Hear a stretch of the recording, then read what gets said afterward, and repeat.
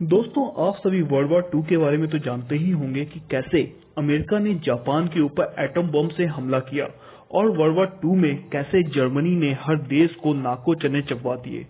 पर क्या आप वर्ल्ड वॉर वन के बारे में जानते हैं कि कैसे ये वर्ल्ड वॉर स्टार्ट हुआ और कौन कौन से देशों ने इसमें लड़ाई की और किसने किस देश का सपोर्ट किया और उस सपोर्ट करने के कारण क्या थे, और इसके अलावा वर्ल्ड वॉर वन का किस देश को सबसे ज्यादा फायदा हुआ और वो देश कौन सा था जिसको सबसे ज्यादा लॉस हुआ। और दोस्तों, वर्ल्ड वॉर वन के बाद दुनिया के क्या हालात हुए। तो दोस्तों, इन सारे सवालों के जवाब आपको इस वीडियो में मिलेंगे, तो वीडियो को बिना स्किप किए लास्ट तक देखिएगा। आइए चालू करते हैं। तो दोस्तों, कैसे हो आप लोग। वीडियो चालू करने के पहले आपको स्क्रीन में जो रेड कलर का सब्सक्राइब का बटन दिख रहा है उसको प्रेस करना ना भूलिएगा और साथ में बेल आइकॉन को भी प्रेस करना ना भूलिएगा, जिससे आपको इंडोटेकी चैनल के वीडियो सबसे पहले मिले। तो दोस्तों, क्या आप जानते हैं ये वॉर कब हुआ था और इसको वर्ल्ड वॉर वन क्यों बोलते हैं। तो वैसे दोस्तों, जब ये वॉर हुआ था उस समय इसको वर्ल्ड वॉर वन नहीं बोलते थे, तो इसके कुछ और भी नाम हुआ करते थे, जैसे द ग्लोबल वॉर भी बोलते थे। इसके अलावा war to end the all the war भी बोलते थे और इसको द ग्रेट वॉर भी बोला गया था। तो ये वॉर हुआ था 28 जुलाई 1914 से 11 नवंबर 1918 के बीच में। अब लड़ाई हुई थी तो भाई किस किस देशों के बीच में हुई थी, ये सबसे बड़ा क्वेश्चन है। तो दोस्तों, उस समय वर्ल्ड में दो पावर्स थी जो एक दूसरे से आगे निकलने की कोशिश में लगी रहती थी। वो थी एलाइड पावर कंट्रीज और सेंट्रल पावर कंट्रीज। तो दोस्तों, अब हम मैप की मदद से देखते हैं ये एलाइड पावर कंट्रीज और सेंट्रल पावर कंट्रीज कौन कौन सी थी। दुनिया के मैप में ये देश कहाँ थे। तो दोस्तों, जो भी पार्ट आपको ग्रीन कलर में दिख रहा है वो है एलाइड पावर कंट्रीज और जो पार्ट ऑरेंज कलर में दिख रहा है वो है सेंट्रल पावर कंट्रीज और बाकी न्यूट्रल कंट्रीज हैं जो। तो दोस्तों, अब इस मैप को और करीब से देखने की कोशिश करते हैं और समझते हैं कि एलाइड पावर कंट्रीज कौन सी हैं और सेंट्रल पावर कंट्रीज कौन सी हैं। तो दोस्तों, जो रेड कलर के पार्ट दिख रहा है वो है सेंट्रल पावर कंट्रीज। इनमें से मेन है जर्मनी, ऑस्ट्रिया हंगरी और ऑटोमन एम्पायर। वैसे अब ऑटोमन एम्पायर को टर्की भी बोलते हैं। और दूसरी ओर जो येलो कलर में दिख रहा है वो है एलाइड पावर कंट्रीज। इनमें से जो मेन कंट्रीज हैं वो हैं रसिया, ब्रिटेन, फ्रांस और अमेरिका एंड जापान भी हैं। तो दोस्तों, ये वो देश थे जिनके बीच में वॉर हुआ। अब एक क्वेश्चन ये आता है, जब ये वॉर सिर्फ इन्हीं देशों के बीच में हुआ तो इसको वर्ल्ड वॉर क्यों कहते हैं। तो दोस्तों, इसको वर्ल्ड वॉर या ग्लोबल वॉर कहने का एक रीजन ये भी है कि इसमें होने वाली कैजुअलिटीज या मौतें। दोस्तों, क्या आपको पता है वर्ल्ड वॉर वन में टोटल 1.7 करोड़ लोगों की मौत हुई, जिनमें से 1.1 करोड़ सोल्जर्स थे और बाकी 6 मिलियन लोग जिनका युद्ध से कोई लेना देना नहीं था, यानी सिविलियन थे। और उनके अलावा करीब 20 मिलियन लोगों को इस वॉर में घायल भी हुए। तो दोस्तों, अब ये बात आती है कि वर्ल्ड वॉर के बाद क्या रीजन थे और इनका किस तरह से बताया जा सकता। तो मैंने इनको 4 अलग अलग रीजनों में बताने की कोशिश की है। ये रीजन है मिलिट्रिज्म, दूसरा है अलायंस सिस्टम, तीसरा है इंपेरियलिज्म और लास्ट में है नेशनलिज्म। तो दोस्तों, अब इसको एक एक करके समझते हैं और इस बात को भी बताता हूं जो वॉर का मेन रीजन बना। तो आइए दोस्तों, बात करते हैं मिलिट्रिज्म की।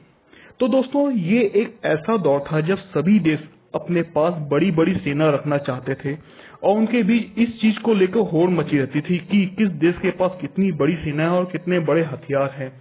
तो दोस्तों, ये वही दौर था जब बड़े बड़े देशों में इंडस्ट्रियल रेवोल्यूशन हो रहा था और ये सभी देश इस इंडस्ट्रियल रेवोल्यूशन से हथियार बनाने में लगे हुए थे। मतलब कहीं पर मशीन गन बन रही हैं, तो कहीं फैक्ट्रीज में टैंक बनाने का काम चल रहा है, तो कहीं पर बड़े बड़े नेवल शिप और सबमरीन बनाई जा रही हैं।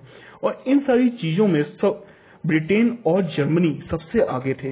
इसके अलावा दूसरे देश भी जर्मनी और ब्रिटेन को टक्कर देने की कोशिश कर रहे थे। तो दोस्तों, आप इस फोटो में देख सकते हैं उस समय की मशीन गन और आर्टरी गन को। तो दोस्तों, अब आते हैं अगले पॉइंट पर, तो वो है अलायंस सिस्टम। तो दोस्तों, ये अलायंस सिस्टम एक नॉर्मल बात है जो आज भी होती है और तब भी होती थी। तो उस समय 18th एंड 19th सेंचुरी में यूरोप में अलग अलग देशों ने अलग अलग देशों के साथ अलायंस बना रखे थे, जिसकी एक खास बात ये होती थी अगर कोई तीसरी कंट्री उन दो कंट्रीज पर हमला करती है तो वो उस कंट्री पर हमला माना जाएगा, इस तरह से ये माना जाता है। तो उस समय से कुछ मेन अलायंस थे। पहला जो हुआ था वो हुआ था 1882 का, जो था Germany, Austria Hungary empire, Italy के बीच में हुआ। इसको ट्रिपल अलायंस कहा गया। और इसके अलावा एक और मेन अलायंस हुआ 1907 में, जो फ्रांस, ब्रिटेन और रसिया के बीच हुआ, जिसको ट्रिपल एंट्रांट भी बोला गया। और दोस्तों इसके अलावा ये बहुत से देशों ने गुपचुप तरीके से एक दूसरे साथ में अलायंस बना रखे थे, जिसकी दूसरी देशों को जानकारी नहीं थी। तो दोस्तों बात करते हैं अगले पॉइंट की, दैट इज द इम्पेरियलिज्म। तो दोस्तों जितने भी पश्चिमी यूरोप के जो देश थे वो चाहते थे अफ्रीका में अपनी कॉलोनीज को स्टेबल करना।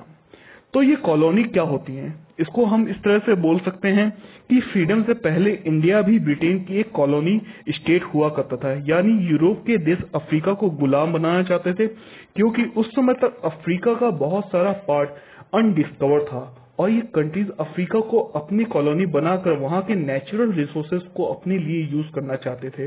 तो उस समय के सभी यूरोप के देशों में इनकी भी एक होड़ मची थी, जो कि एक और रीजन बना वर्ल्ड वॉर 1 का।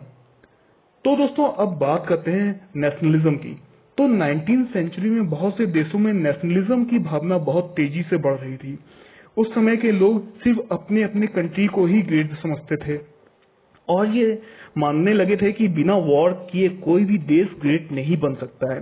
इसके लिए लोगों ने, कुछ राइटर और कुछ न्यूज़पेपर ने अपने देश को ग्लोरीफाई करने के लिए लिखना चालू कर दिया। इसके लिए वॉर की वॉर ऑफ ग्लोरी भी बोला गया। तो ये जो देशभक्ति की भावना सबसे ज्यादा फैली वो था जर्मनी, ब्रिटेन और इटली में। साथ में कुछ छोटे देश जिनको बाल्टिक स्टेट भी बोलते हैं, वहां पर भी नेशनलिज्म फैला।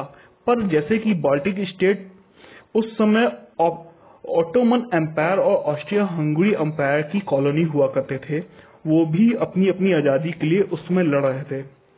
अब एक और रीजन था रशिया का इस वॉर में आने का, वो था स्ट्रेट ऑफ डार्डेनल, क्योंकि ऑटोमन एम्पायर रशिया को पानी के रास्ते ट्रेड करने के लिए रोकना चाहता था, क्योंकि रशिया के पास और भी समुद्र के बीच थे, लेकिन वो ज्यादातर समय बर्फ में जमे रहते थे। तो यही एक रास्ता था जो 12 महीने बर्फ यहाँ से उनके ट्रेड जो थे वो निकल सकते थे। और ऑटोमन एम्पायर चाहता था कि रशिया का इन्फ्लुएंस भी यूरोप में कम हो। तो स्टेट ऑफ डार्डेनल भी वर्ल्ड वॉर का एक रीजन बना। और दोस्तों उस समय यूरोप में एक धारणा थी कि अब जो भी वॉर होगा वो कुछ ही महीनों या दिनों में खत्म हो जाएगा, क्योंकि उस समय उनकी टेक्नोलॉजी उस समय के हिसाब से टॉप पर थी। पर जैसा कि आप जानते हैं कि ऐसा कुछ नहीं हुआ और ये वॉर कई सालों तक चला, जिसमें करोड़ों लोगों की जान गई। तो दोस्तों अब आते हैं उस समय के सबसे बड़े रीजन की ओर, और वो थे बाल्कन स्टेट, यानी रोमानिया, बुल्गारिया, सर्बिया, मॉन्टेनीग्रो, जिनकी पावर ऑफ केज भी बोला जाता है। मतलब ये सारी स्टेट एक बारूद की बिसात पर बैठे थे, यानी यहाँ पर कभी भी वार हो सकता था, क्योंकि ये देश उस समय अपनी आजादी के लिए लड़ाई कर रहे थे और अर्ली 90s में ही वहां पर 3 वॉर ऑलरेडी हो चुके थे। तो दोस्तों इसी टाइम पर जो घटना हुई वो बनी वर्ल्ड वॉर की सबसे बड़ी रीजन। तो हुआ ये कि आर ड्यूक फ्रांस की हत्या कर दी गई। अब ये बात आती है आर ड्यूक फ्रांस कौन थे? तो ये थे ऑस्ट्रिया हंगरी एम्पायर के क्राउन प्रिंस, जो कुछ ही दिनों बाद ऑस्ट्रिया हंगरी एम्पायर के राजा बनने वाले थे। वहां पर सारी प्रिपरेशन हो चुकी थी इनकी ताजपोशी की। तो हुआ ये कि अपनी ताजपोशी के कुछ दिन पहले अपनी वाइफ के साथ में साराजीवो नाम के एक जगह पर टूर पर गए थे। वैसे आपको बताता चलूं, आजकल साराजीवो बॉस्निया में स्थित है। तो जब ये अपने टूर पर थे तो उनके काफिले पर कुछ लोगों ने हमला कर दिया, जिसमें ये और इनकी वाइफ तो बच जाती हैं, पर कुछ लोग घायल हो जाते हैं। तो जब ये अपने टूर को खत्म करके वापस आ रहे थे तो इन्होंने सोचा कि चल के उन घायलों को हॉस्पिटल में देख लिया जाए। तो वो वहीं हॉस्पिटल के रास्ते में जा रहे थे, तो इनके ऊपर एक ब्लैक हैंड ऑर्गेनाइजेशन के कुछ लोग इनके ऊपर इनकी और इनकी वाइफ की हत्या कर देते हैं। ये दिन था 28 जून 1914 का, और ये भी बताया जाता है इसमें बोस्निया का हाथ है। बोस्निया को सर्बिया सपोर्ट कर रहा है, तो सर्बिया का नाम सबसे ऊपर आता है। तो दोस्तों आप सोच रहे होंगे कि ऐसे बंदे की हत्या कर दी जाती जो कुछ ही दिनों में वहां का राजा बनने वाला था। तो अब ऑस्ट्रिया हंगरी अंपायर ने सर्बिया को अल्टीमेटम दे दिया कि सर्बिया अपनी पूरी सेना को खत्म कर दे और ऑस्ट्रिया हंगरी अंपायर के सामने समर्पण कर दे।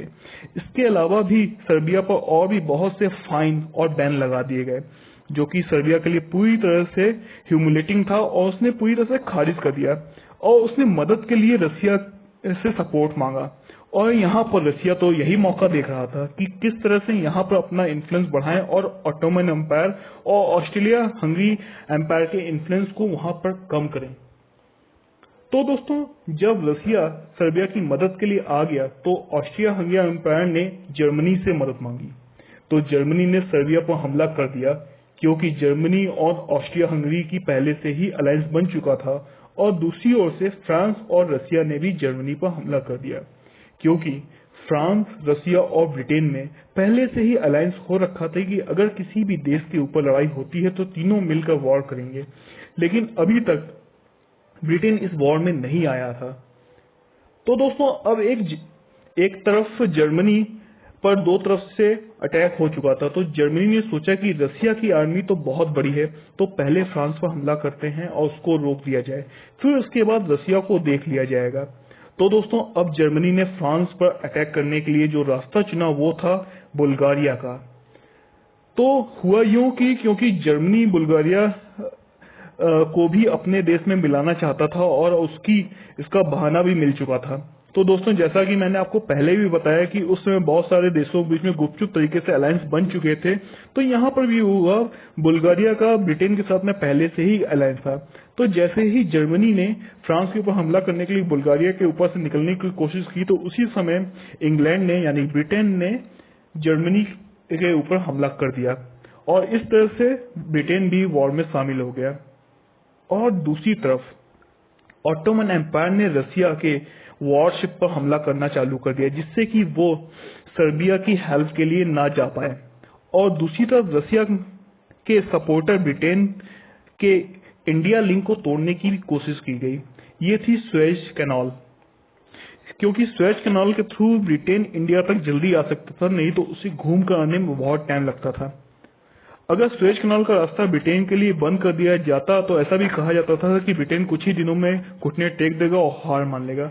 मगर दोस्तों ऐसा कुछ नहीं हुआ और ब्रिटेन ने सुएज कैनाल को बचा लिया। तो दोस्तों अब बात आती है कि ये वॉर का किस तरह से लड़ाई हुई। तो दोस्तों अब बात करते हैं टेंचेस की। ये टेंचेस क्या होती हैं? ये एक तरह की खाई और की तरह गड्ढे होते हैं जिनके अंदर सोल्जर छुप कर बैठते हैं, और सोल्जर इन्हीं टेंचेस में ही रहते हैं और वहीं पर खाते हैं, अपने सारे काम टेंचेस के अंदर ही किया करते हैं। ये जो आप फोटो देख रहे हैं ये वर्ल्ड वॉर 1 की है।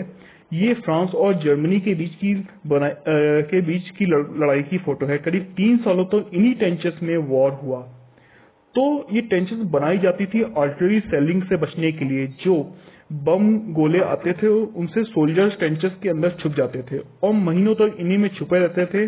अगर आपने वंडर वुमन मूवी देखी है तो आप इन टेंचेस को उसमें भी देख सकते हैं। वैसे इन टेंचेस में हाइजीन नाम की कोई चीज नहीं हुआ करती थी, जिसकी वजह से बहुत सारे सैनिक बीमारियों की वजह से ही इन्हीं टेंचेस के अंदर मर जाया करते थे। तो दोस्तों आइए आपको एक ऐसी घटना के बारे में बताते हैं जो 1960 में हुई, जिसे बैटल ऑफ सोमे भी बोलते हैं। इसमें एक दिन में करीब 80,000 सैनिकों की जान गई, एक दिन में, और ये आज तक का सबसे बड़ा नरसंहार कहा जाता है, क्योंकि आज तक एक दिन में इतने सारे लोगों का किसी भी वॉर में मौत नहीं हुई थी। तो दोस्तों अब बात करते हैं इस वॉर को वर्ल्ड वॉर या ग्लोबल वॉर क्यों बोलते हैं। तो दोस्तों इसका सबसे बड़ा कारण था अफ्रीका, क्योंकि अफ्रीका में जर्मनी की कुछ कॉलोनीज हुआ करती थी, जैसे टैंगो, तंजानिया, कैमरून। तो यहाँ पर ब्रिटेन और फ्रांस ने अटैक कर दिया था, तो वहां पर भी सेम टाइम में ही वॉर स्टार्ट हो गया है। इसके अलावा माइक्रो एशिया जो कि अब पैसिफिक ओशियन में है, और साथ में ही कुछ जर्मनी की चाइनीज कॉलोनी पर दूसरी ओर से जापान ने भी हमला कर दिया था, क्योंकि जापान और ब्रिटेन ने भी पहले से एक अलायंस हो रखा था। तो दोस्तों एक बात माइंड में और आती है कि हमारे प्यारे इंडिया का इस वॉर में क्या पार्ट रहा। तो दोस्तों इस चीज को हम जानने की कोशिश करेंगे इस वीडियो के अगले भाग में। और हम यहाँ देख चुके हैं कि पूरी दुनिया में वॉर घिर चुका है, और कहीं पर वेस्टर्न फ्रंट में वॉर चल रहा है तो कहीं ईस्टर्न फ्रंट पर वॉर चल रहा है। और दोस्तों इस वीडियो को यहीं पर खत्म करते हैं, और इसके अगले पार्ट में हम देखेंगे कि हमारे प्यारे भारत का इसमें क्या योगदान रहा। और दोस्तों ये भी देखेंगे अमेरिका किस तरह से वॉर में शामिल हुआ, और उसमें शामिल होते से वॉर में क्या चेंजेस है, और साथ में ही जान देंगे कि वर्ल्ड वॉर का आफ्टर इफेक्ट क्या हुआ। तो दोस्तों साथ में ही मैं आपको वर्ल्ड वॉर वन का वर्ल्ड वॉर वन की कुछ ऐसी देखी और अनदेखी फोटोज भी दिखाऊंगा जो शायद आपने पहले कभी नहीं देखी होगी। तो दोस्तों अगर आपको मेरा ये वीडियो पसंद आया तो प्लीज इसे सब्सक्राइब करना और लाइक करना ना भूलिएगा, और साथ ही साथ बेल आइकन को जरूर प्रेस कीजिएगा। Thank you.